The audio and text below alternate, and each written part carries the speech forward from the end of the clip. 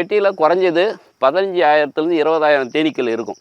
இதில் ஒரே ஒரு ராணி தேனி தான் இருப்பார், ராஷ்டிரபதி மாதிரி. அவருடைய ஒருத்தருடைய கண்ட்ரோலில் தான் அனைத்து தேனீக்களும் இயங்கும். இதில் ஆண் தேனி வேணுமா பெண் தேனி வேணுமா முட்டை இடுறதுக்கு முன்னாடியே முடிவு பண்ணக்கூடிய கெப்பாசிட்டி தேனீகளுக்கு, இந்த ராணி தேனிக்கு மட்டும்தான் இருக்குது. இந்த ராணி தேனியுடைய கண்ட்ரோல் தான் இந்த தேனி பெட்டியிலேருந்து பக்கத்தில் இருக்கிற தேனி பெட்டி கூட தேனீக்கள் இடம் மாறி போகாது. கரெக்டாக இது காலையில் 4:30 மணிக்கெலாம் 4:30 மணிக்கெலாம் வெளிச்சம் வரும்போது மகரந்த தூணுடைய வாசமும் தேன் இருக்கக்கூடிய திசையை நோக்கி முதல்ல ஒரு லேண்ட்ஸ்கேப்பு போட்டுக்கும்.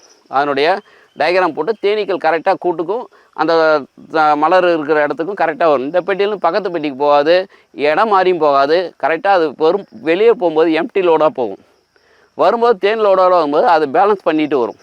ஸோ அந்த பேலன்ஸ் பண்ணும்போது அது உமிழ்நீராக கொண்டு வந்து வெளியே சுரக்கும், தள்ளும். தள்ளினதுக்கப்புறம் என்சைம் மெத்தடில் தான் ஹனி வந்து உங்களுக்கு கன்வெர்ட் ஆகுது. ஃபஸ்ட்டு ப்ராசஸ் என்சைம் மெத்தடில் உருவாகுது. ரெண்டாவது தான் நம்ம வந்து ஹனி எக்ஸ்ட்ராக்ட் பண்ணி கொண்டு போய் ஸ்டீம் செய்யணும். இதை பாருங்கள், இது மேல்மூடி. மேல்மூடியிலையும் சீசன் டைமில் பார்த்தீங்கன்னா மேல்மூடியெல்லாம் தேனீக்கள் அதிகமாக கட்டும்.